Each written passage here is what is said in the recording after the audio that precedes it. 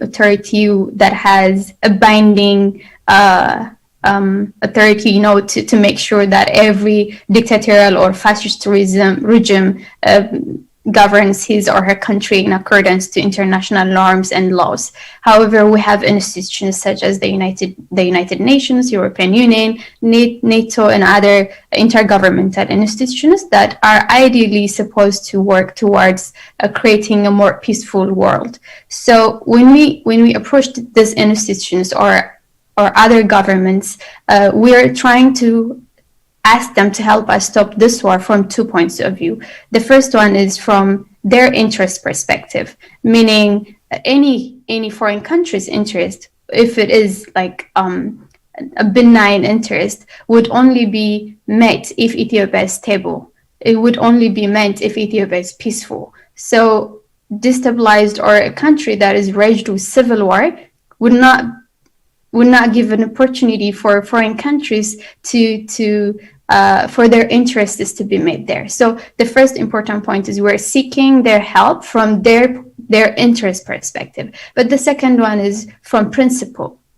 Most of the European countries, they are beacons of democracy. So democracy is being infringed in Ethiopia right now. The people of Tigray have voted, they have spoken. According to the election they had a couple of months ago, TPLF has been voted by over 2.7 million Tigrayans to administer their region and to represent their interests in the federal matter within the country.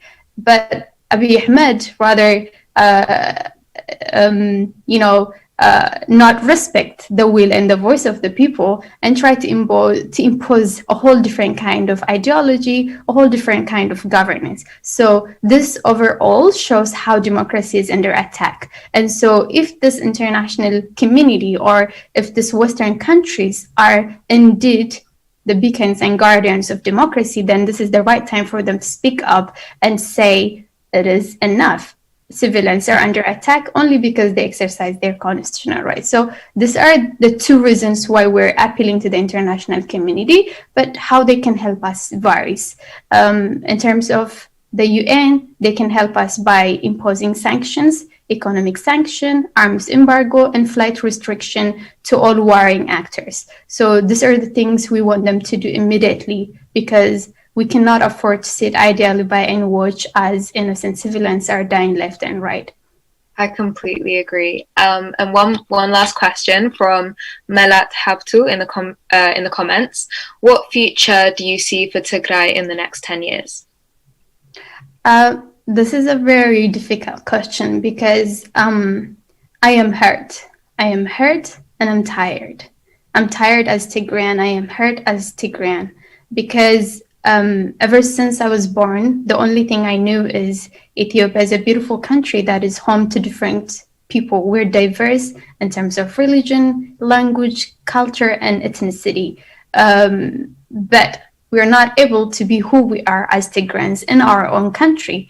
If we ever speak of Ethiopia as being a very old country with rich history of over 300,000 years, it mainly goes back to the Aksumite civilization, which is located in Tigray. So Ethiopia cannot be Ethiopia without one of its regions, which is Tigray. And so for me, at this point, I don't know what our future is. I don't know whether to call myself a Tigrayan or Ethiopian, because when I want to be Ethiopian, I'm being pushed away by my fellow citizens. I'm being killed. My brothers and sisters are under constant attack, not only from the military, but from ordinary Ethiopians as well. Their houses are being raided. They're being subjugated to discrimination and attack and racial profiling. So I just don't see the future. But I hope Abiy Ahmed and other Ethiopians would find it in their hearts to understand how war would never ever be a solution for political differences, and they would come to the table, negotiate, and so that we can keep our social fabric that has kept us together for such a long time. This is what I can say as of now, but I just wanted to emphasize how hurt we are.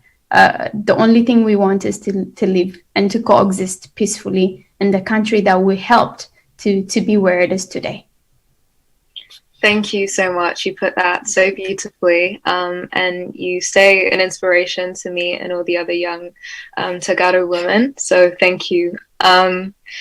Next, we have Martin Powell, and I know you guys have been pretty excited for him, who's a specialist in current affairs in the Horn of Africa and Southern African region, and has followed the unfolding events in Ethiopia, continuously speaking up in a very neutral manner. So we thank and commend you for that.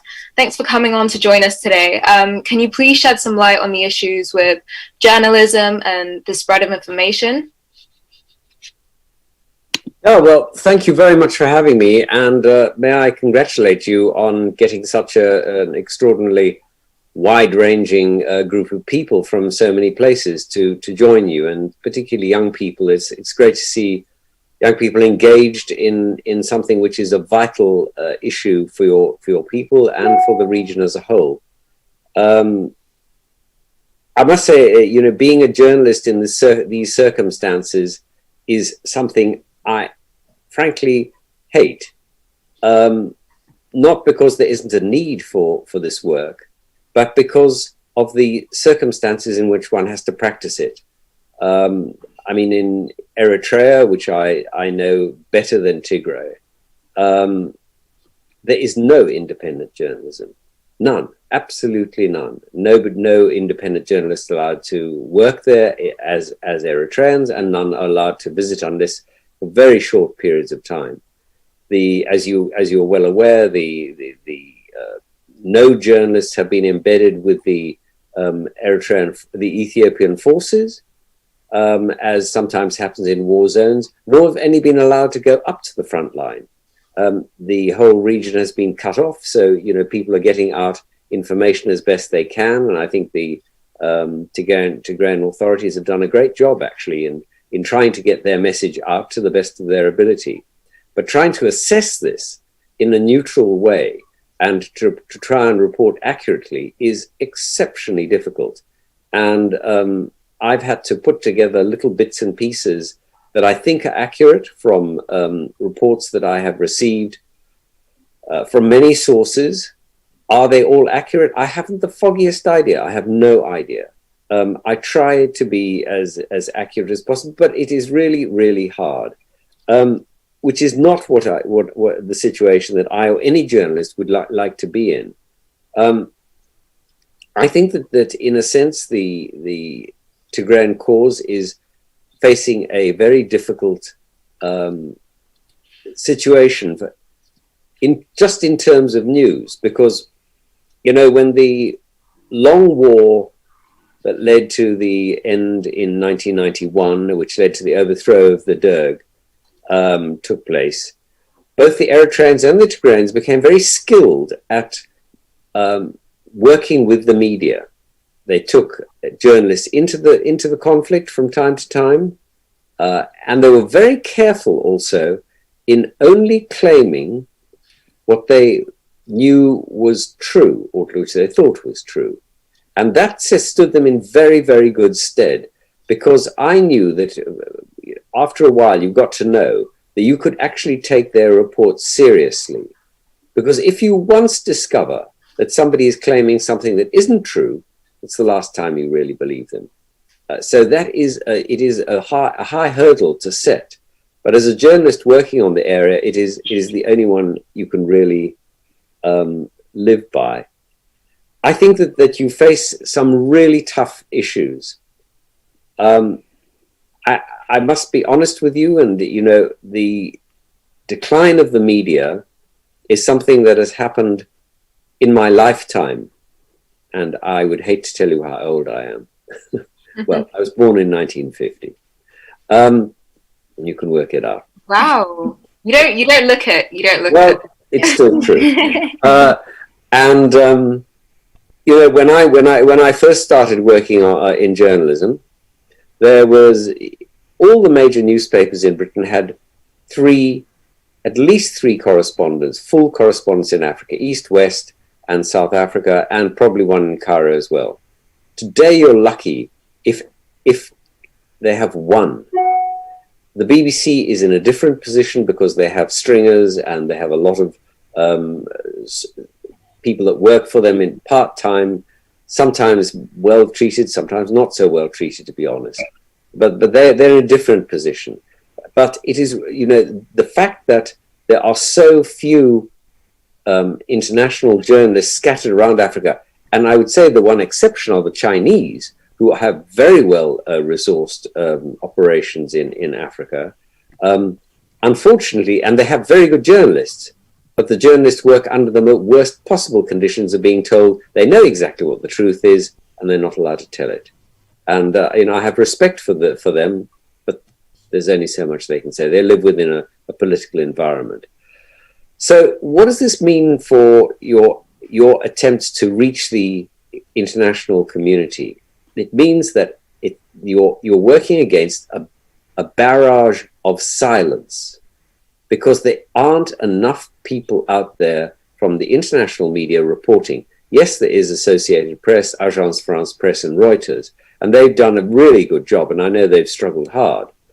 And then there are the international agencies like the Red Cross, the UNHCR, and they provide quite a lot of information. But there is, it isn't getting into the newspapers in the way that it would have, say, 20 or 30 years ago. That means that you are working against, I call it a barrage of silence. It's a silly word, but I mean, you see what I mean, that there isn't enough reporting for you to be able to go to people and say, look, you've seen this in your papers. This is what's happening. Please act. So you're working in where people are frequently in a void. And if you're going to break through that, you're going to have to be really clever and use some tactics other people haven't. And having a demonstration of 100, 200 people in Trafalgar Square or in outside most parliaments is not going to do it. They happen all the time. Nobody takes any notice anymore. You're going to have to find other ways of getting through. And one thing I would suggest to you, and it's entirely up to you if you wish to do it, is to use your religious groups to make their contacts with the equivalent in their countries. So, for example, I just here speak about Britain because I know it better. The Archbishop of Canterbury and a couple of the bishops have seats in the House of Lords. They can raise any issue they want to, and they don't only have the obligation to speak on behalf of the Anglican Church, they have the obligation to speak on behalf of all religious groups. So if either the Muslim community or the Orthodox Christian community was to reach out to the Archbishop of Canterbury and do it in a systematic way, then there's every reason why he should do it. Don't forget that the Pope has issued a statement of concern about the situation in the region. That means that every Catholic church should be aware of how seriously the head of their own church takes it. They can take it up, and they can take it up with their member of parliament. They have a ways into these systems. You have to start thinking laterally about these things. And having a small demonstration will not do it, but other ways may do it. And as you all know, you can contact your members of parliament, your people in Congress, wherever they are, and you have the right to be heard, where many of your people cannot. And I think, the situation is so sad. I mean, I remember covering the 84-85 famine. I remember what happened then and the terrible act that it can only be called that, which the Eritreans did to you then with closing the border. I don't know. I mean, I presume you are all aware of this, but the food aid that came in through Sudan went through Eritrean roads. And because of a squabble between the EPLF and the TPLF, the EPLF closed the roads. And the TPLF was forced to march 100,000 people out of Tigray into Sudan, and many died along the way. And I don't know how many of your families have ever spoken to you about these events, but they are one of the most bitter and saddest of the whole period that I've ever covered. But of course, we should also not forget that the EPLF and the TPLF mended fences.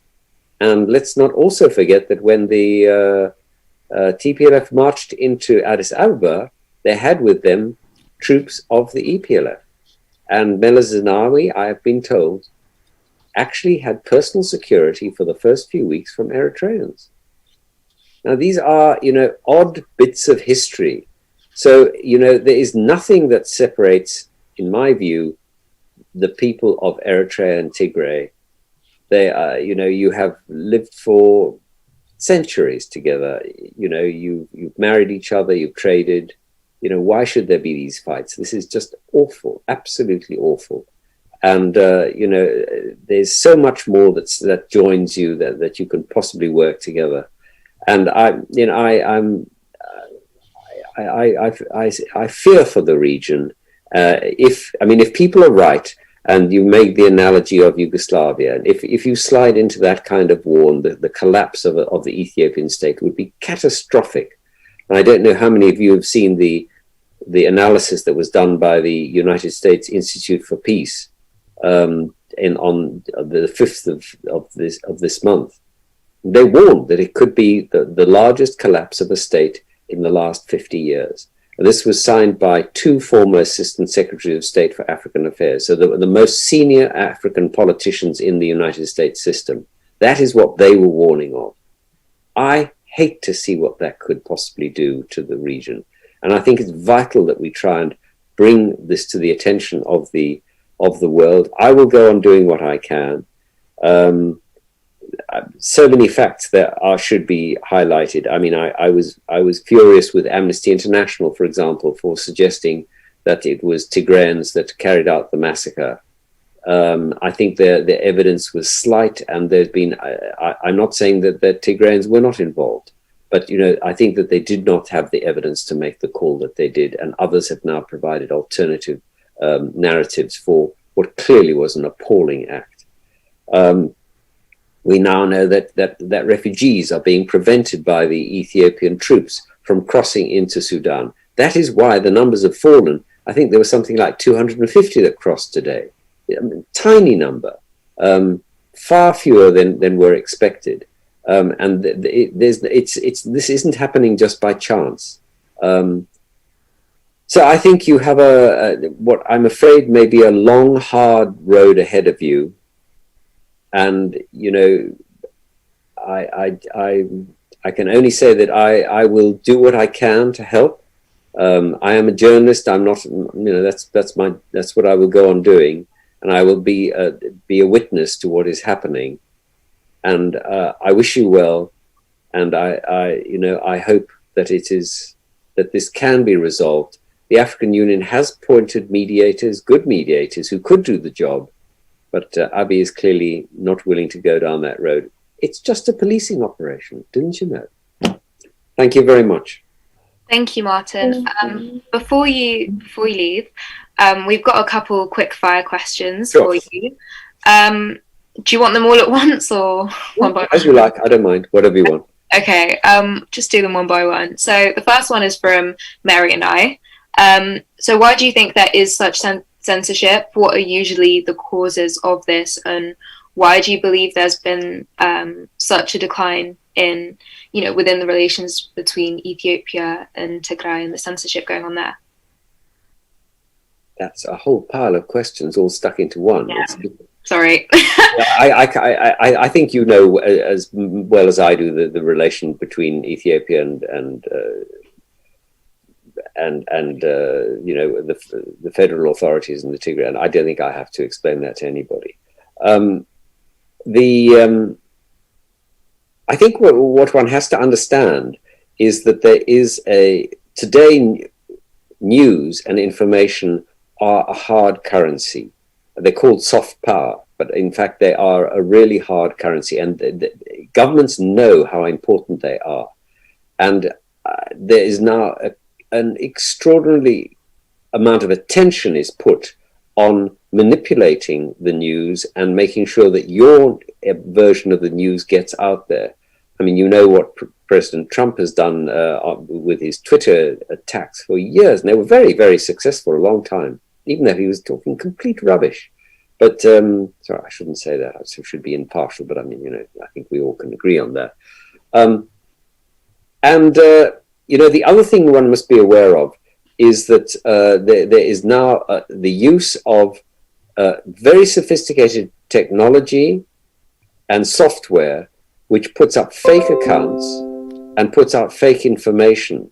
And, the bots that are used, it was used, my own country, South Africa, was nearly torn apart by a civil war because people started using them to suggest, to really stir up racial hatred in the last couple of years. And that was done through a London-based public relations firm, which has now subsequently collapsed. But this is what you're facing. This is what's going on. And the Ethiopian government has in the past used very sophisticated means to try and do this.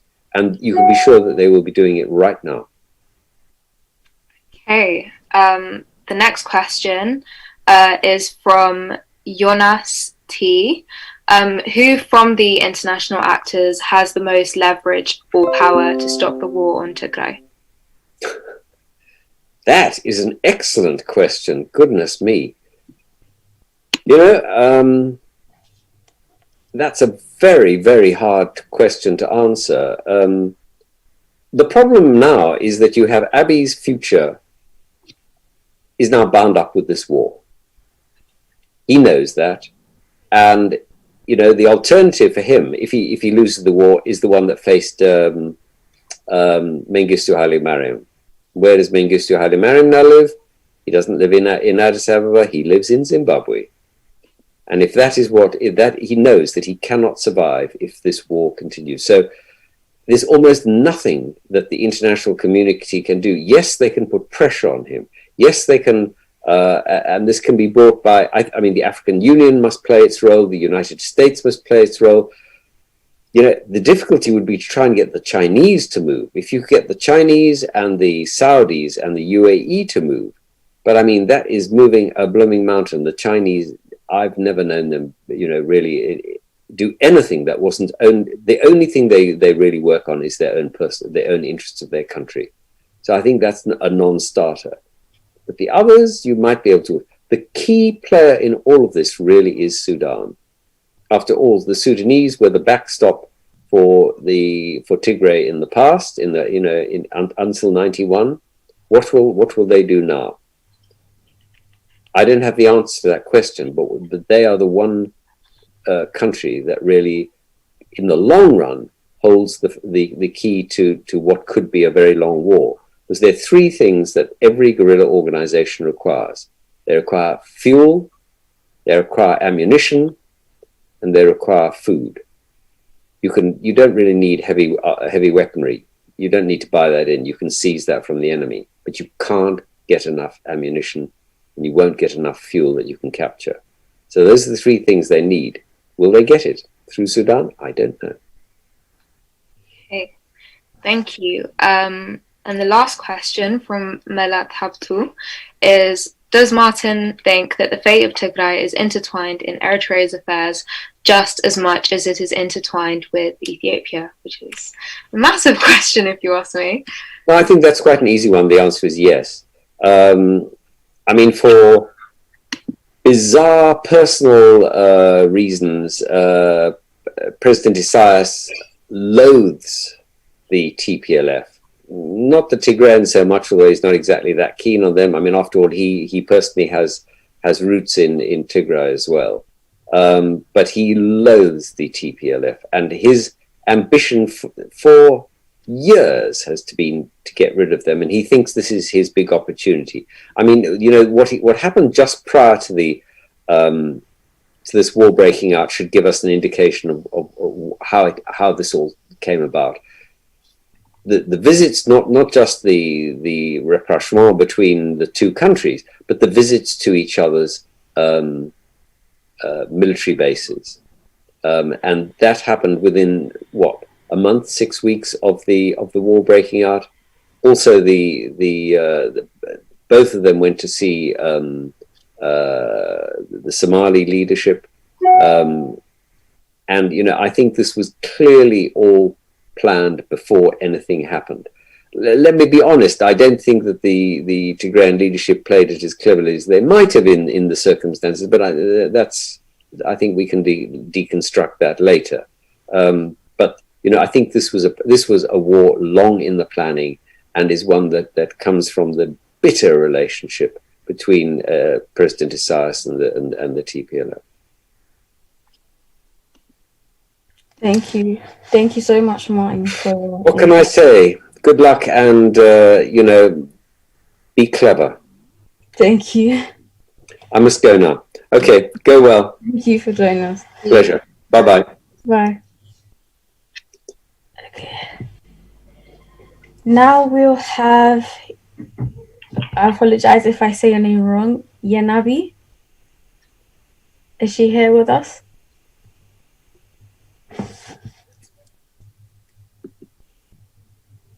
No? Okay. Better than any of my teachers at school, don't worry. Okay. Hi everyone, I'm Yanabi, I'm Eritrean. I'm part of the Yakul movement in London. And thank you for inviting me here. I just want to answer one question that I've seen pop up. It's from Caleb, and it says 90% of the military in Tigray are Eritreans. Has Eritrea made a public statement? Eritrea would never make a public statement. We've been under a dictatorship for the last almost 30 years. Please don't hold to account what people who've been forced into military conscription are doing, because in Eritrea, if anyone knows the situation, you go against anything that is said or done by the government, and your family are the ones who suffer the consequence.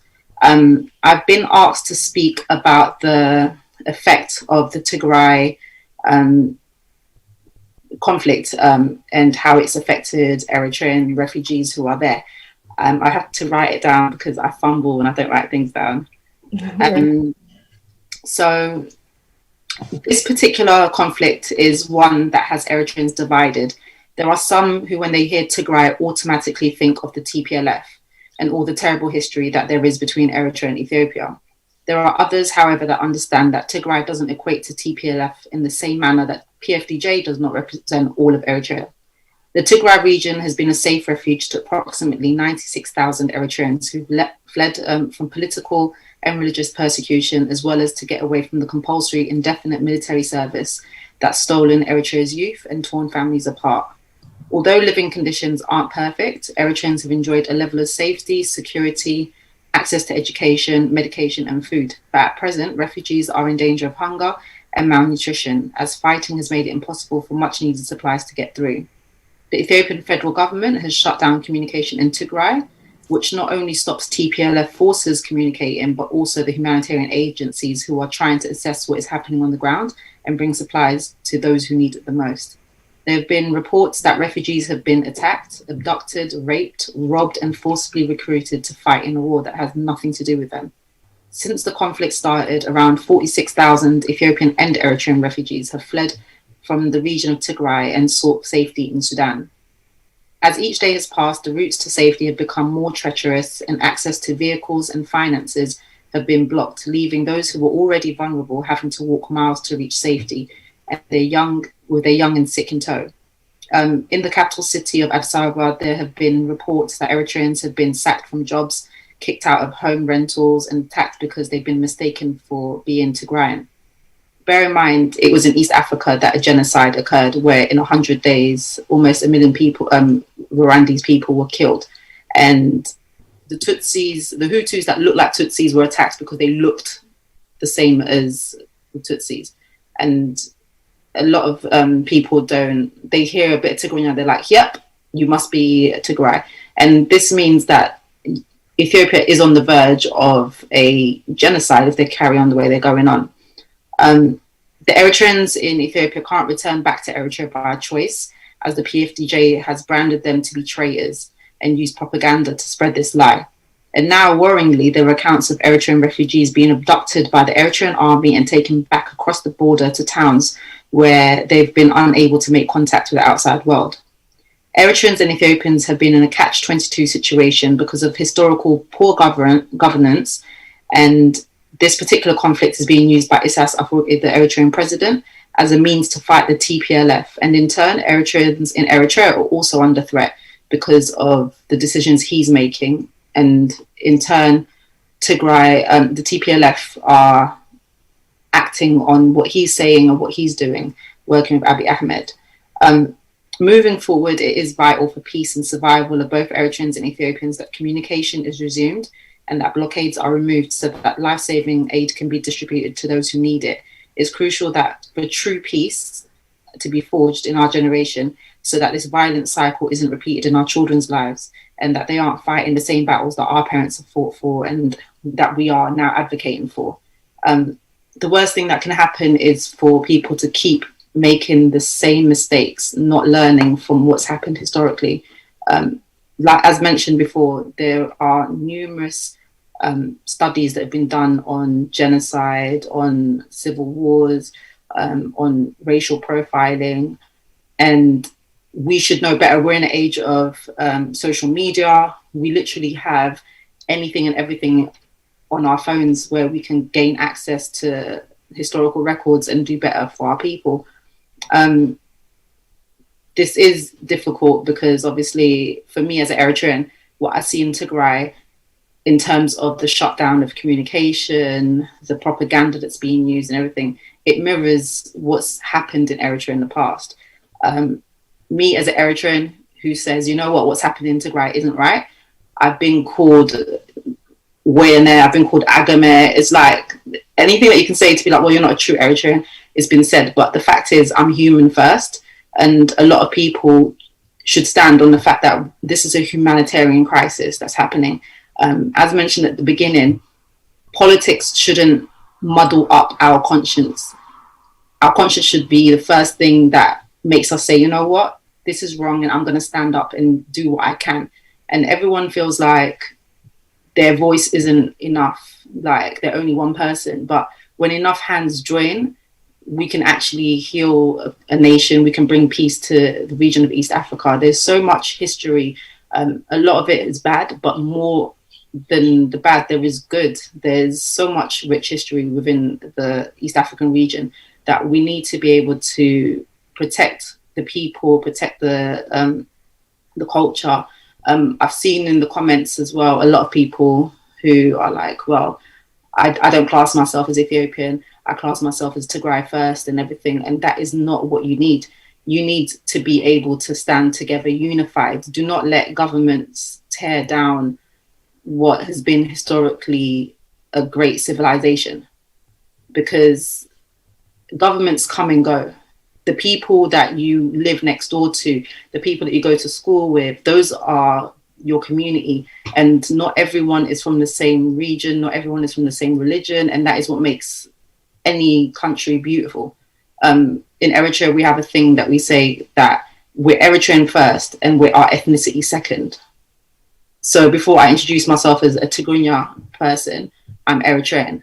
And that goes for anyone who's Kunama, Saho, whatever we are, we're Eritrean first. And I think when that division goes into people's minds, then they start to go, well, actually, you're the enemy. Instead of seeing you as Tigray people, they're seeing you as TPLF. They're seeing you as a political tool. But thank you for your time. I'm done.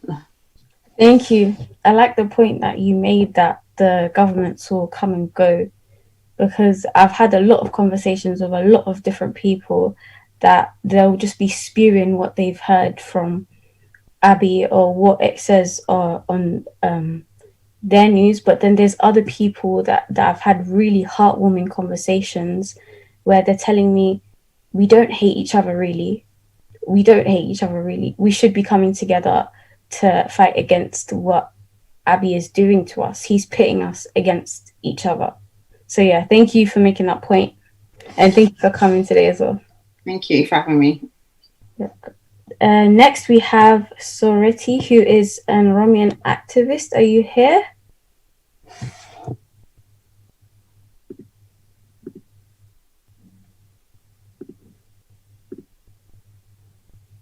No? Okay, no worries. We'll move on to Samuel, who is a managing director at Blackline Strategies, a consultant firm. and has been very vocal on the events that have been unfolding over the past few weeks. I would also like to point everyone to go and watch the last episode on the Uprooted podcast where Samuel spoke on. I found it very informative. So if you want to find some more information, I would recommend watching that. But Samuel, would you like to introduce yourself and I will ask you some questions? Yeah, hello everyone. Happy Friday, wherever you are in the world. It's great to connect. I'm on the other side of the Atlantic in Cambridge, Massachusetts in the United States. So it's great to be with you all. I've really been enjoying the conversation and the discussion and the energy and the passion and trying to keep up with the chats as well. But yes, I was born in Sudan. My parents are Tigrayan, they're Ethiopian, and I was raised here in the United States and fortunate to have been raised here, and especially in such a diverse city like Cambridge, and growing up with all sorts of Africans and all sorts of people around the world really did sort of shape my global thinking. So it's a pleasure to be here with you. Thank you. I recently saw that you were able to get your mother home safely. So I just want to ask if you'd be comfortable to share with us what she experienced on her way back home. Yeah, that was quite the experience. Last week was really fit for a movie in many ways. But as some of you know, foreign embassies in Addis Ababa they're coordinating with the United Nations on evacuating foreign nationals from Tigray. Unfortunately, they've only been able to do so for those who are in Megale, just because of all the fighting. I mean, normally for an evacuation to work, you do need some sort of ceasefire, even if it is temporary. A 24-hour, 48-hour ceasefire allows different governments to go in and evacuate their citizens. Because we don't have one in the war on Tigray, it's been logistically very difficult for the United Nations and foreign embassies to evacuate their citizens. And just as an example, instead of doing daily convoys, for instance, evacuating people on a daily basis, they've really had to sort of wait a few days to make sure that the route is clear, coordinating with Tigrayan authorities, coordinating with authorities in Afar, coordinating with federal Ethiopian authorities as well. Everybody has to sort of check off numerous boxes before anything happens. And when they do transport people, it's in a convoy, so sort of a motorcade of multiple buses and multiple cars that go on at once. One of the convoys I was familiar with, there were upwards of 400 foreign nationals from a variety of countries. Americans alone, there's between 1,000 to 2,000 U.S. citizens in Tigray, and Europeans, I believe there's about 400 European nationals in Tigray, but we don't have a full picture of how many foreign nationals are actually in Ethiopia as a whole, but in Tigray in particular. So it's been challenging to that regard. But, with my mother, I mean, obviously for the first 3 weeks of the war, it was really tough to just figure out the evacuation protocol, because governments were trying to figure this out on their own, and then communicating with people in Tigray because of the telecom blackout was impossible. So a lot of the communication, a lot of the outreach has been really grassroots, word of mouth. There is, a UN presence in Megale. There is, you have different other organizations like the International Committee for the Red Cross and others that are in Megale as well. So there's been a lot of sort of a game of telephone happening where people are communicating things, and then from there that message is being shared through a variety of means. So evacuating my mother out, it was really interesting. She was part of a convoy that drove from Megale to Samara, which is the capital of Afar. And then from Afar, they spent the day and the night in Afar.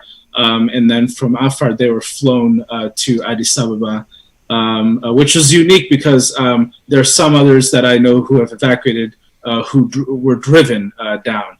The drive normally from Megale to Samara is about 8 to 9 hours on a good day. But it's important to note that this evacuation journey took 3 days. And the reason why was because of the multiple security checkpoints along the way. There was, a lot of foreign nationals, particularly foreign nationals of Tigrayan origin or northern sounding names, like many of you on this call have.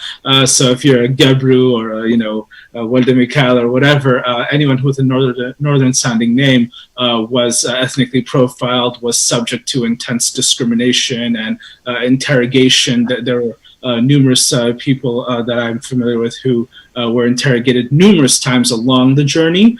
And then arriving in Addis Ababa, part of the issue was there wasn't really a lot of communication with the UN and those that were evacuating and their foreign embassies. And so there were gaps in information along the way. But when people arrive in Addis Ababa, they're technically evacuated from Tigray. And so at that point, they're on their own. And from there, leaving the country is a whole different situation. As many of you, I'm sure, are following, there are indeed numerous accounts of people who have been blocked at Bole International Airport from leaving. The one thing I'll say here is, if my mother and many other American citizens and foreign nationals have been harassed, then what do you think is going on to Ethiopian citizens who are from Tigray, who do not have a foreign embassy in Ethiopia to advocate for them, who do not have a member of the United States Congress to advocate for them? So a lot of our sisters and brothers who are Tigrayan just don't have anyone who's advocating for them, and so for them it's even harder to protect themselves. At least my mother and others had the United States Embassy in Ethiopia, which was consistently communicating with the Ethiopian authorities to let them know, hey, you can't treat foreign nationals this way. If a foreign national wants to leave Ethiopia, and indeed under the Ethiopian constitution, the Ethiopian constitution guarantees freedom of movement, and so anyone is constitutionally allowed, whether you're an Ethiopian citizen or not, you are constitutionally allowed the right to leave and enter anytime you wish. So there was a lot of back and forth, but after about a week, she and many other Americans of Tigrayan origin or Tigrinya sounding names were finally allowed to leave Ethiopia. So it's been great having her back. She was there visiting her mom, my grandmother, and so what should have been a nice trip turned into a civil war. Okay. Before you continue, I would just say, if anyone has any questions about evacuating loved ones from Tigray, you really need to reach your country's embassy in Ethiopia, and then also whatever foreign ministry that you have in your home country, you need to reach out to them as well. And then in addition to that, reach out to your representative, your parliamentarian, whoever that lawmaker is that represents you. Reach out to them as well, because they can advocate for you. I was literally about to ask you that question, so that was my last question for you. Thank you so much for joining us. I would just like to clarify before you go on, Mary. We are now overrunning, so I'd love you to stay and continue the conversation. If you have to go, that's completely fine. But we're just letting you know that from now on, it's kind of like we're freelancing. We're going to finish off what we have to say, and hopefully facilitate a conversation if you guys are still willing. But yeah, we are past the scheduled time. But sorry, continue. No worries. Yeah, that was my last question for you. Thank you, Samuel. So next we have Helena, who is an advocate for the Tigray community in Atlanta. Would you like to introduce yourself, Helena?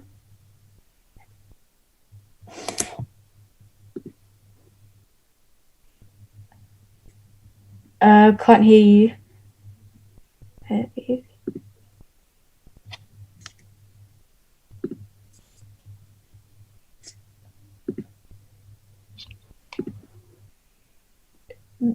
Oh, perfect. Thank you. Okay, there we go. Thank you. I hope you guys can hear me. I'm working in the wild in Murphy's Law, and it started raining, so you'll hear a barrage of water at some point. But my name is Helena Haile Selassie. I am currently living in Atlanta, and thank you so much for this opportunity. I really am encouraged by how many people have shown up today, and all the activity that I've seen on Twitter, I, like many of us, would not have classified myself as an activist or any of these things till very recently. I have always been an activist or an advocate for my community, my church, my family, and whatever is an extension of my family. But currently I find myself knee deep in us. And it's given my life that much more meaning, and certainly more of a track, if you will. So no matter what I was doing before this or who I am, we're all Googleable, but what's important to me is that I come here today and share with you what it means to advocate for the human rights part of this. And I'm looking at the comments, and, you know, I'm heartened that people want to participate in such a way. I'm disheartened that we are still getting caught up in the pettiness of certain things. So I'm just going to request, I know there can't be a complete cessation, but I'm just going to request for us to just chill for a minute on these comments, because there's some things that I'd like to talk about in regards to what Martin shared with us. I feel like he gave us an inside track on something that we may not have, and it's important. And at the same time, it was a visceral feeling. I felt the energy of the room sort of, and then also the comments said, oh, you know, a long, hard road and this and that. It's important to note, he was saying that it is a long, hard road upwards, sort of like an uphill battle, because the right people aren't voicing our concerns. Our narratives had been sort of taken hostage by those whose voices are amplified, and that we are basically, in a way, and most of us have been feeling this lately, or have felt it since this has begun, screaming into a void or an abyss. A lot of us don't know if our family members are alive. People, you know, throughout the night, early morning, I'm seeing tweets and these think tanks, and I know mostly we're up and we're concerned, we're praying and we're crying. What's important to remember, what he said is, yes, that does exist, and we are going through all this. But the difference is right now we're able to pick up our phones and literally join a revolution that is happening without feeling like we've missed a step, because of places like this where we are right now. There were at some point almost 300 people joined here. There exist entities like, for myself, I found TPN, Tagaro Professional Network, that are basically that is an extension of the Tigray community.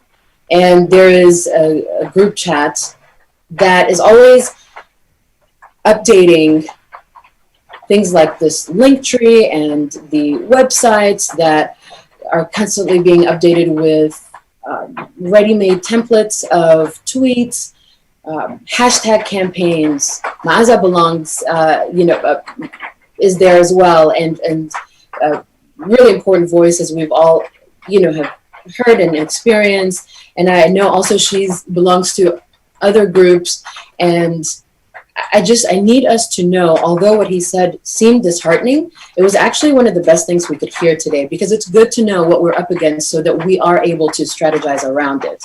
Because if we're just constantly putting out energy without a sense of direction, we're going to get so worn out before we even begin. Honestly, with full transparency, when this mess began, I really thought, today I'm going to log in and it's over. Or today some entity out there has pressed the stop button and it'll be over. But it's true. It's going to continue for quite some time. Maybe it'll be shorter than what we think. Maybe it'll be longer. But whatever it is, we have to keep up our stamina so that we're in it for the long run, however lengthy this run is. Personally, I I speak with love and passion, and I understand sometimes speaking with passion. If you guys were tuned into yesterday's House of Representatives hearing, where you guys, I can see some people, but where we all tuned in, it was kind of like our, sadly, but sort of our, whatever big match, whatever it is, that everybody watches Super Bowl, I guess, and just praying and hoping our narrative was being told. If you noticed, our sister from Tarias, Miss Lemma, she was speaking so passionately with so much zeal that unfortunately it was very evident she was stopped from speaking or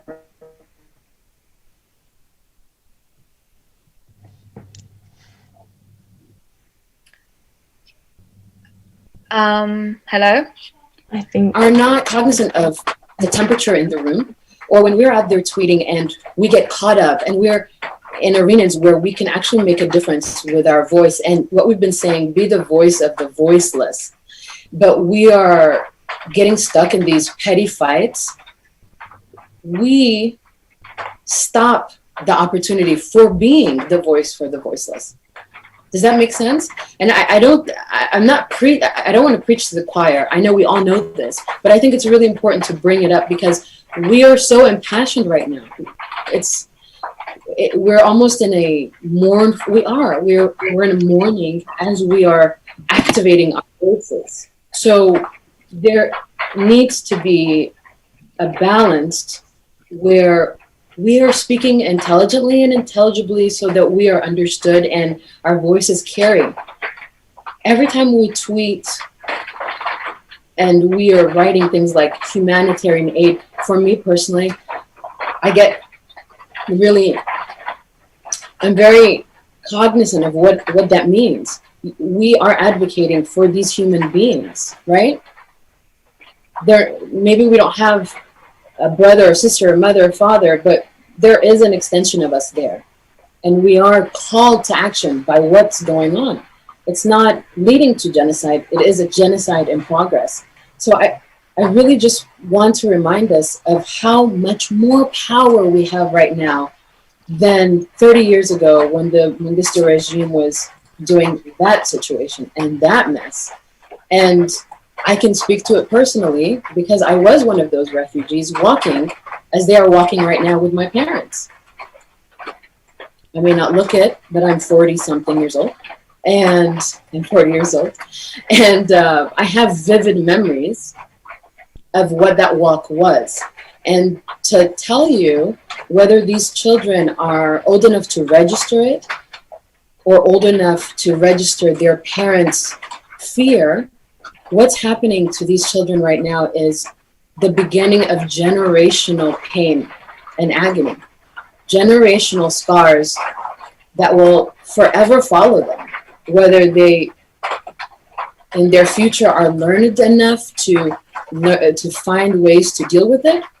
It will show up in their relationships and their abilities to, and this is even looking long-term, right? Their abilities to hold conversations, their ability to walk through the streets,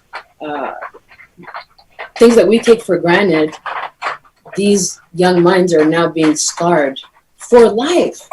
So when we're hashtagging humanitarian corridor or humanitarian atrocities, let's keep in mind, you're fighting for somebody. We are fighting for an actual human being that literally has no voice right now, who is praying God does something right now to make something happen so that something changes.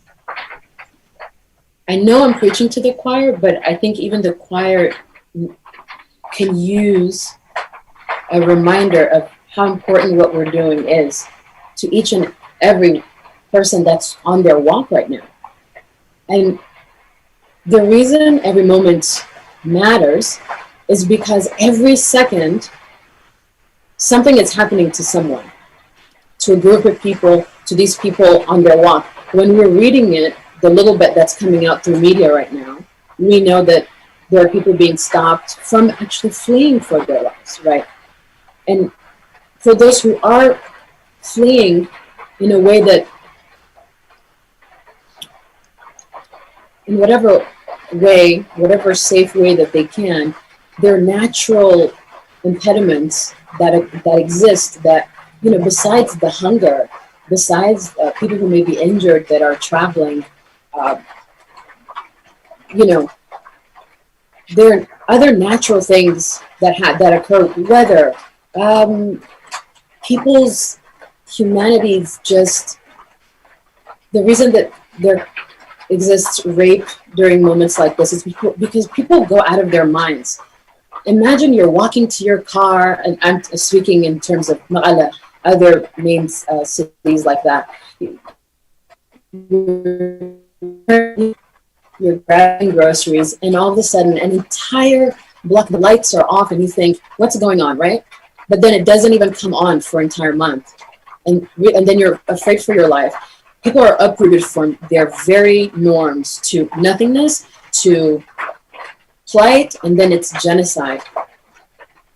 I just want to emphasize, I mean, I have these notes that I really wanted to share with you, but what's in my heart is to remember what it is that we're fighting for, and that it's okay to feel polarized, because it's very daunting to think, maybe I don't have enough of the information to speak up on something. Maybe you're thinking, I don't know the history. What if I say it wrong? I've run into friends of family members who said to me, and not just of youth, but even people my age who've said, what can I do? We're at a moment where a hashtag can save a life. Because when we come together as we've been doing, things move and shift in a way that they couldn't have 30 years ago. We're able to reach these magnanimous entities, congressmen, Senate, parliamentarians, these, tagging Human Rights Watch. I mean, because news cycles are very quick, when we're able to keep this in the news by continuing to advocate online, by continuing to join groups, like I mentioned, for me, it's been TPN. I know there are other groups going on who continue to update and make it so easy for us to be there for these people, to be there for our families, to be there for the extension of our communities. You don't have to live in fear of, because you're thinking, what can I do? But then you're also thinking, what if I don't do enough? And that could be polarizing. So I just want to continue to encourage you and let you know everything that you have been doing really has counted and continues to count. And what you're thinking about doing, talk to somebody and do it. You can't do anything wrong at this point. The only thing you can do that will haunt you for the rest of your life is keeping silent. And really, they may not know it, but they've woken us up. And they have no idea what force we are going to continue to be. Because once you're awakened, you can never go back to sleep. And I think that's really all I wanted to share. Thank you, Milena. That was some very inspiring and powerful words. And I hope it motivated you guys to do more and always ensure that you're pushing. Thanks to all the speakers for joining us. It's been great, and I would love to continue the conversation. But just some calls to action for when you guys leave this call, because as Milena said, as you said, we have to... Oh, can you hear me? Can you hear me? No? Yeah, Christina, we can hear you. Oh, okay, cool. Yeah, we have to continue this struggle. It can't just be one call and then that's it. So at 1 p.m. On Tuesday, we have a physical protest at Westminster, Old Palace Yard. So it's on St. Margaret Street / Abingdon Street. It's very, very central. And bring a flag, protest, banners, signs. And the message is that the UK government want to make a strong like they have to make a strong stand in pushing for an immediate stop to the war in Tigray, followed by a politically inclusive dialogue of all parties. There must be unimpeded access for international humanitarian organizations and international media and journalists. The UK government to call for an independent international investigation to war crimes within the Tigray region. So please ensure that your messages are not offensive or can be classified as hate speech, because once again, we are doing this from a place of peace, and that's all we want for our brothers and sisters in Tigray. So peace is what we have to admit.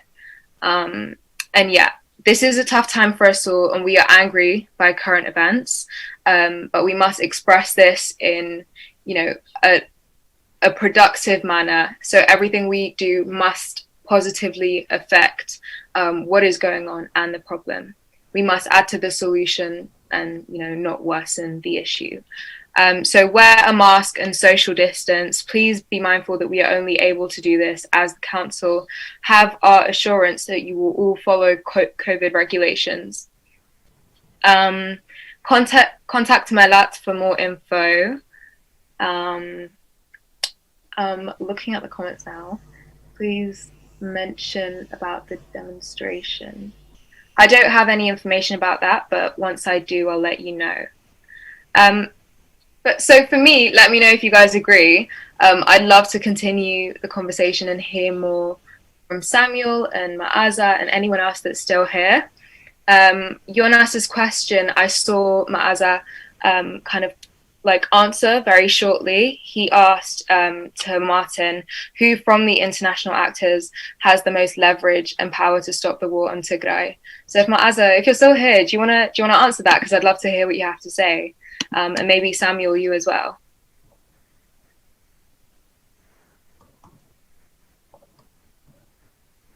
Yeah, hi again.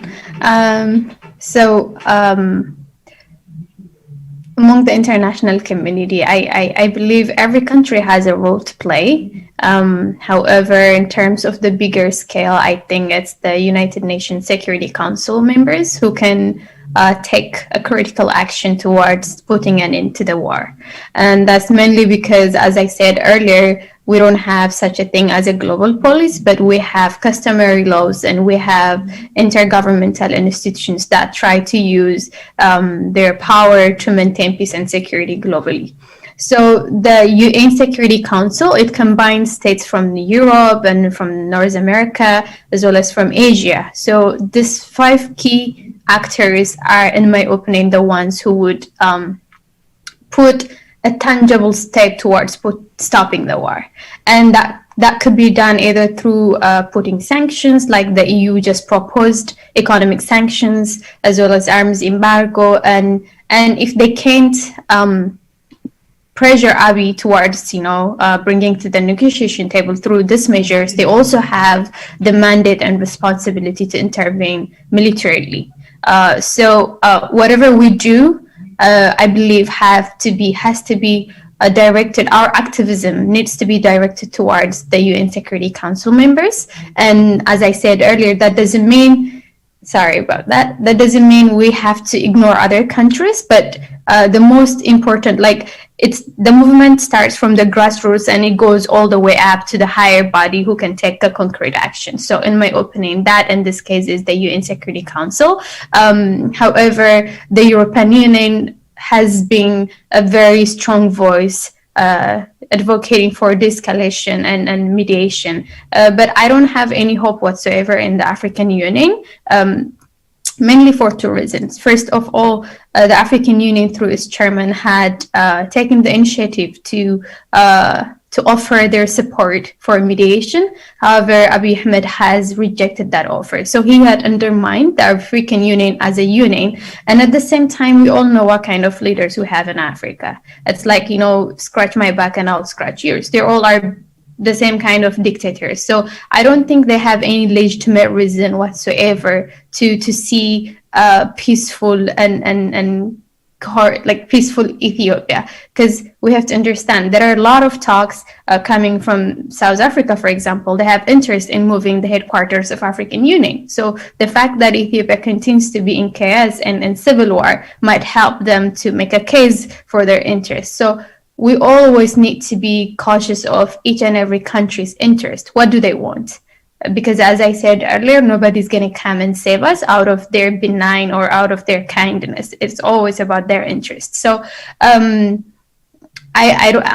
unfortunately, I don't have any hope in African Union, but my hope still remains on the hands of the member states of the UN Security Council. But at the end of the day, people would come and support us when we're strong. So the power still remains with the people. My ultimate hope is in seeing very strong and united Tigray who's going to defeat our invaders. So no matter what you do, don't be discouraged. We have been crying for the past 31 days now. We have been pleading to the international community, but it seems like nobody cares about marginalized, innocent, poor people being tortured and killed through extermination every day. Nobody's making any kind of meaningful statement or action. So I want you all not to be discouraged by that. It is very important that we remain on the course. It's important that we continue to advocate for our people, but know that the power comes from our people. And this is a time where we have to work together, not only as Tigrayans, but also Eritreans. We need to reach out to our Eritrean fellow brothers and sisters, because this war, it's war against not only our leadership, as I said earlier, but against our identity as Tigrayan speaking people. And Eritreans, I'm cognizant of that there are around 8 ethnic groups in Eritrea. However, their identity, their freedom, their sovereignty is also being infringed upon, right? There are reports where Ethiopian troops are already in Eritrea. They're trying to, control the normal day-to-day order life of Eritreans too. So we have to make sure that our Eritrean brothers and sisters understand what this means, the implication of this war on their sovereignty. So once we have that discussion, then there will be a room for us to come together and fight our common enemy, which is a unitarist ideology. And at the same time, we also need to reach out to our brothers and sisters from the Oromia community. They have been quite vocal and supportive of the Tigrayan plight at this time. We have seen that yesterday during the American Congress hearing, where Adala Lama did an amazing job to amplify the plight of our people. And that's mainly because they understand this war is a continuation of all the subjugation efforts that have been carried out ever since Abiy came to power. He did this successfully in Oromia. He did this successfully in Somalia. The only reason why there is an active resistance from our side is because we happen to have a very strong and united government that has a resounding level of support from the people. So they understand that this is a fight against multi-ethnic federalism, and that's why they have been on our side and advocating for peace and stability in Tigray. So it's very important that we find allies. It's important that we find room for a discussion with anyone. We might have different history. Our history may not be of, peace and coexistence, but at this point, it's critical that we all come together. It's kind of self-actualized interest, We have to stick with each other because it helps us to be stable and safe going forward. So this is what I can say about the first question, but if there are any other questions, I will do my best to answer them. Thank you very much, Ma'aza. Just quickly, sorry, Christina, Jerusalem wants to say a few words. So would you like to go, Jerusalem? And then Takhlai, sorry. Okay.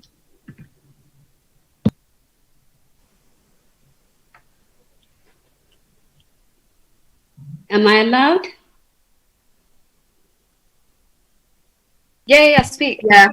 Hi, everyone else. I don't want to take much time. I just want to congratulate all of you who have organized this, who are attending this, who are articulating, the opinions of so many voiceless Tigrayans and peace-loving nation.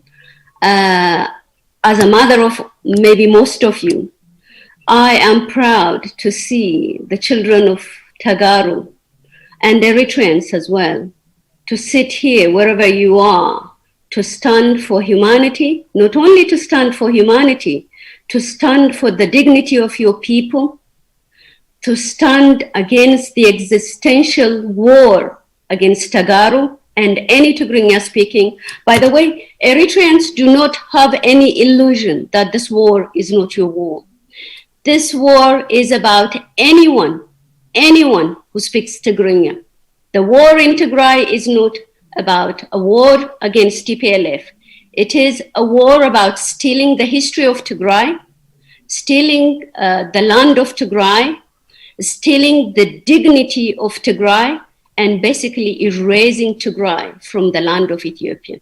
So don't have any illusion that, well, anyway, we're next door, we're going to be fine if the war is over. It is not over. It is going to haunt you later on if we do not stand together, hand in hand, fighting this aggressor, this inhuman, unjust war. So I just want to congratulate all of you that you've organized a global resistance for humanity, dignity, and protection of Tigrayans and all human beings. And you are our children who have gone through trauma. I was myself a refugee in Sudan over 40 years ago. And it feels like as if, history is repeating itself. But one thing that keeps me going and encouraging me is to see my children are standing in all over the world. They speak French, they speak German, they speak Arabic, they speak English, they speak Dutch, they speak all kinds of languages with pride. They stand for humanity. They stand, against people who want to subjugate their parents, their history, or anyone else. So I just want to say congratulations. Thank you for this global resistance. Thank you. We are behind you. We are your mothers. And through adversity would come resilience. Through adversity would come out also the truth. And I know we will win. Tigray is not what it was 50 years ago. Tigray is not what it was 70 years ago or 30 years ago. Tigray is a new Tigray with a generation like you. And well done. I'm proud of you. And thank you very much to make me proud. Thank you so much, Jerusalem. Just a mini applause for that because you're amazing. And we appreciate your words very much. Cross-generational communication and solidarity is so important, especially when we're dealing with such an issue that we've been struggling with for so long. We can only look to our elders and talk with you and listen to you and gain comfort from you when we take on the fight ourselves. So thank you again. Taklai, before I let you talk, I'm just gonna let you know a bit more about the protest. So Medley is selling t-shirts. They are now available to purchase to help raise funds for the cause and to wear during the protest. They're going on sale for £30 each, and all proceeds will go to TDA. The sizes available are small to extra large. There are protest t-shirts with images on the back, golden writing, casual wear. So if you would like to purchase a t-shirt, you please transfer. I'll put the details in the chat, but yeah, I'll do that. Now I'll pass on to Taklai, and yeah. Hello, can you hear me? Yeah, we can.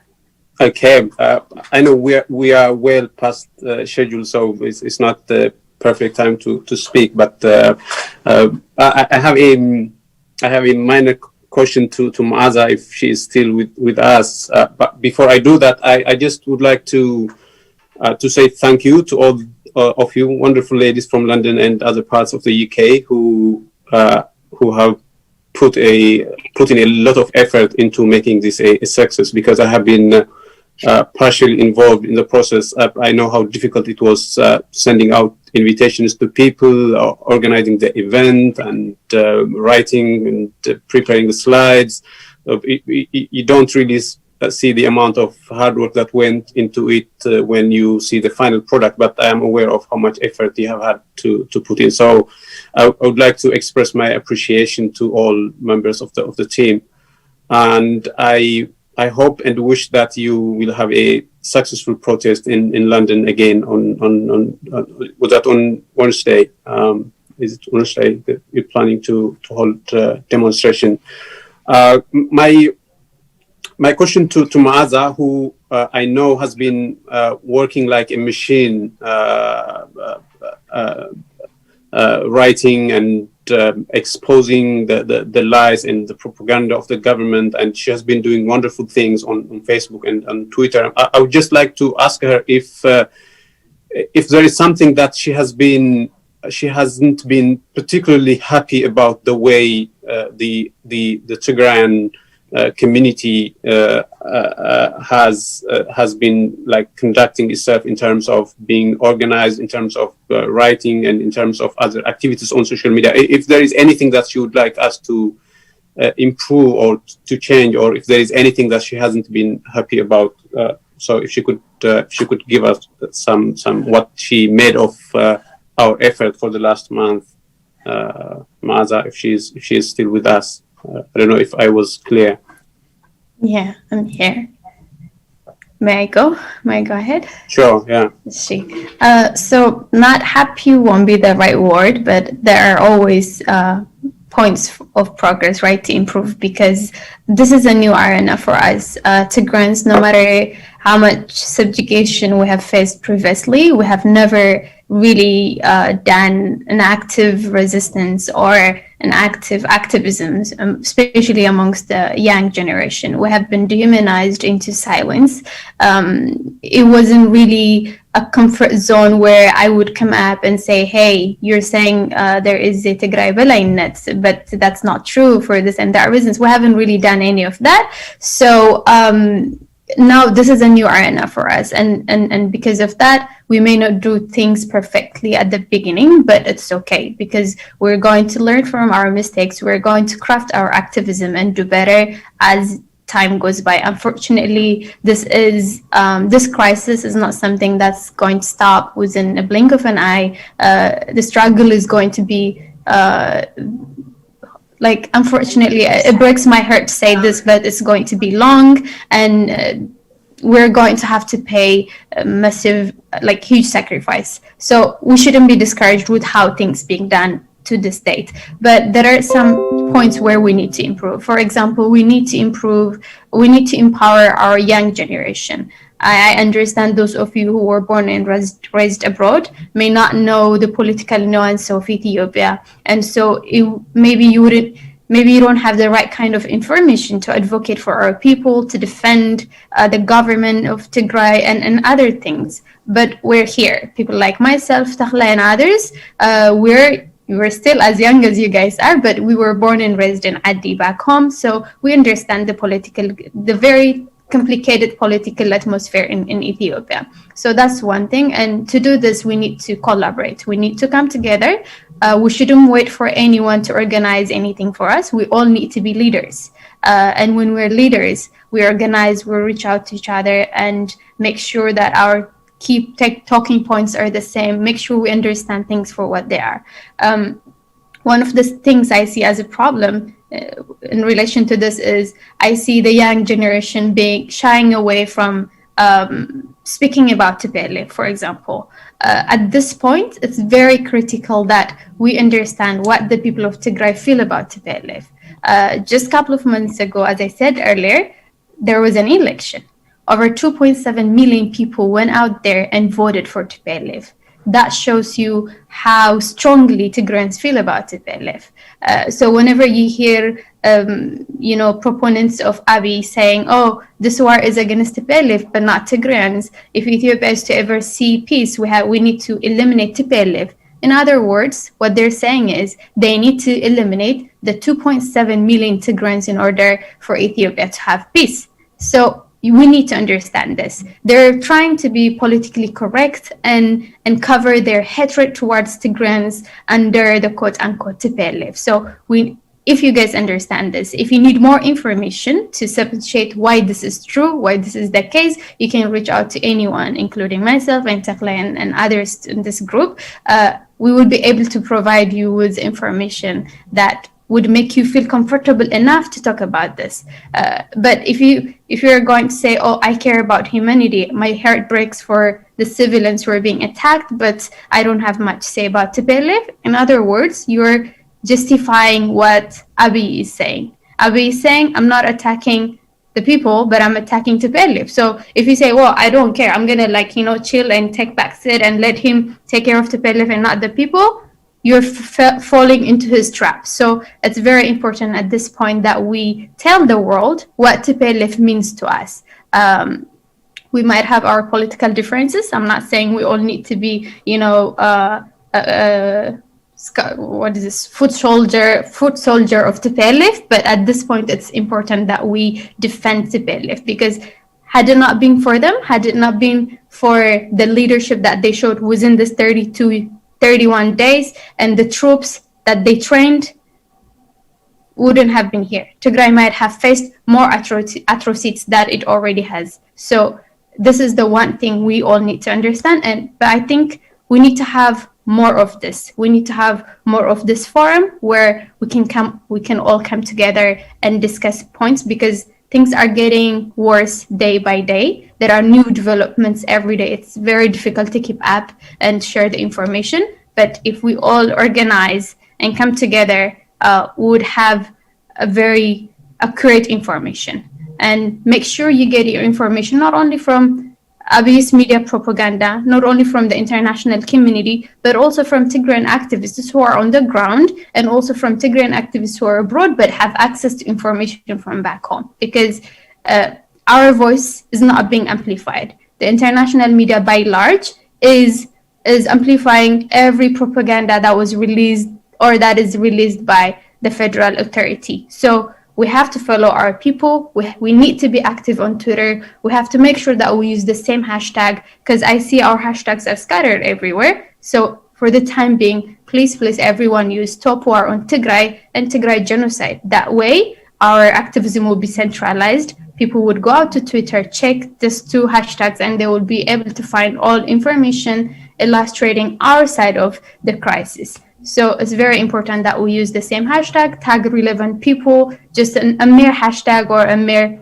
tweet is not going to help unless we tag the relevant actors. So that's what I wanted to say, and I wish you luck in the upcoming protest. There is protest in DC that's organized by the Eritrean people. They're protesting against the war because they understand it affects them as well. So we all need to show up and support them. And at the same time, I think there is also another protest in Milan. It's important that we help them promote this protest so that they can have a big turnout. That's what I wanted to say. But thank you so very much for organizing this. And I look forward to having more of this going forward. Thank you.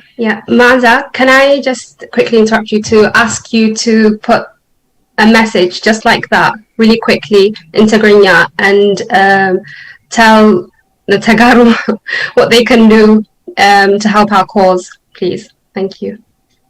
يقنيلي نخلكم عمو العالم تركوا تجارو فتو تتجراي فتو سلام تخونكم بملوخم عب ساعات زي قبل على هزب تتجراي إذا أنا من ساعات زمتشات قفيتو بإساياس فوركن بأبي حمدن هزبنا هالقلو سلازي كلها نعمو العالم نركب إرتران نكون تجارو سلام نفوت حيلتات بمولنا بحد خمت إجبا إذا خنجبر كلنا على تويتر بتعمل خنتفعل لنا كأبتو السخي أو تويتر كنا تفخر لكم تتقاملوا هاشتاج stop war on Tigray كون اللوغو تخليت هاشتاج Tigray genocide تبليا خلي هاشتاج نحرت تقيمكم تمل اختي بتاعتن يزولو مالتي لازم انت بحاجة تأمر كبل زين كلتين هاشتاجات تدعموا كأبتو السخي إرتران حواتنا إنكاس عوصلو يوم زوج إذن عاتمون كم زهاس يوم سلاز فلتو سلازم ساعتهم بحباركو إن خنسرح يقبقنا زي أي خول زل الدلي أجونا بخيات يكونن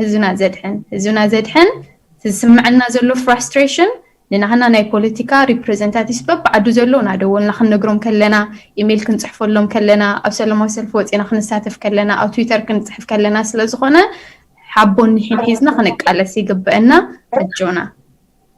Okay. Yeah, Nilna. Christina, back to you. Thank you. Thanks so much. Thank you so much, Ma'aza. The people love you. The comments are going off for you. I just like to massively shout out the Tigray Youth Network and the people organizing this. So, Rita, you've been absolutely amazing in this. Elsa, Mary, Fasika, Hawan, Mel, Faleg, Salam, Madi, like you've all been such a pivotal part of making this happen. And I think, you know, like a lot of us are students, a lot of us are like, did not know much about this before, you know, this happened, which is really unfortunate, but we've been shielded by like everything going on in the UK and in London. And we haven't been able to properly connect with our homeland and what's going on there. So we're really grateful for everyone that came here, dropped gems of information, and has essentially made this what it is. So thank you very much. If anyone has any last questions for our speakers, and again, we appreciate you so much because you're giving us information, you're giving even the older generation information, and I'm so happy that this has remained peaceful and it has remained very like forward-looking and positive. So much love for that. Last couple minutes for any final questions, and if anyone has anything. Oh, yeah, Ma'aza, go on.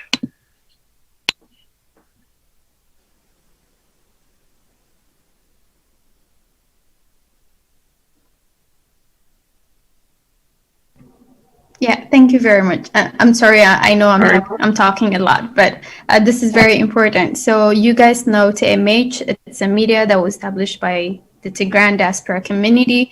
At this point, basically, that's the only media outlet we have, and it's important that we support them, not only financially, but in terms of skill set as well. So if there is anyone who wants to have a program on TMH and, you know, advocate for our people, you're more than welcome. So if we have any journalists among us as here, you don't have to have a degree in journalism, but if you can analyze what's happening to our people, particularly in English, please do contact them, or you can even contact me and I'll link you up with them. So please reach out. It's very critical because TMH has only 2 journalists right now, and everything they produce is either in English, in Tigrinya or in Amharic, but we need the international community to hear us, to see what's happening to us. So please reach out, because I understand this group is, it's very rich in skill, and we have amazing people here, and we need to harness and utilize that towards our people's cause. So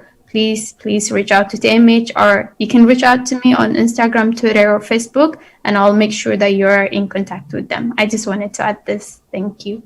Can I interject here? Go for it. Yeah, we were actually discussing yesterday that it would be a very good idea to start broadcasting in English on TMH, because when we are limited to Tigrinya, we are actually kind of preaching to the choir. I mean, we're not preaching to the relevant bodies and authorities that we would like to hear us. So it's absolutely important that we start broadcasting in English. And I would just like to emphasize what Ma'aza just said, that we start broadcasting in English. That's absolutely important, because we have to reach a wider audience than we are managing currently. So that's we just want to emphasize that. Okay, guys, I just want to know also that we'll continue doing this. We will have these Zoom meetings as long as the people in Tigray are suffering, are in the darkness. And yeah, so keep in touch with us. We'll keep in touch with you, and join us just like you have today. And thank you. Christina, finish off. Final announcement. Just a reminder of the protest for everyone in the UK. In Old Palace Yard, so it's central London, in Westminster, St Margaret Street. It's at 1 p.m. bring flag, protest, banners and signs. COVID protection, social distancing has to be in place, no hate speech. And yeah, come in peace and love, and we will fight till the death. And with that, thank you so much for being here. Thank you so much for coming. Sorry for taking up so much of your time, but I hope you've learned something and we've had some fruitful conversation. So God bless you all. Love, and you know, Tigray will be free again soon. So Tigray will prevail. Exactly. We have that worked out. Yeah. Bye bye. Yeah. Okay, Bye. thank you guys. I'm going to end the call now.